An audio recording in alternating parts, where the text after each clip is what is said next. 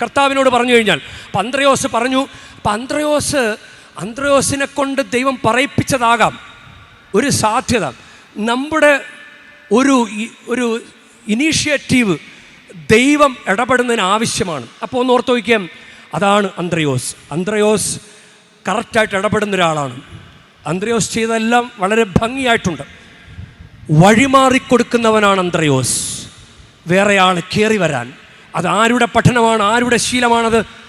സ്നാപയോഹന്നാൻ്റെ സ്കൂളിൽ പഠിച്ചത് കൊണ്ടാണ്. വഴിമാറിക്കൊടുക്കുന്നവനാണ്.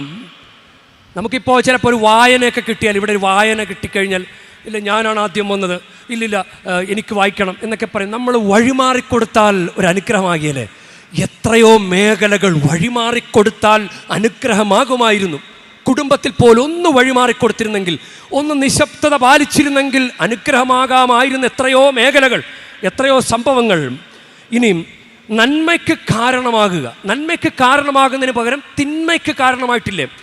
ഒരു സമാധാനം ഉണ്ടാകുന്നതിന് പകരം അസ്വസ്ഥത ഉണ്ടാക്കിയിട്ടില്ലേ? നന്മയ്ക്ക് കാരണമാകാം. ഇനി പോസിറ്റീവായിട്ട് പറയുക. ഫിലിപ്പോസ് പറഞ്ഞു ഇതെങ്ങനെ തികയാനാണ്. പക്ഷെ അന്ത്രയോസ് പറഞ്ഞു, ഇവിടെ ഒരു കുട്ടിയുണ്ട്, ഇവിടെ ഒരു സാധ്യതയുണ്ട്.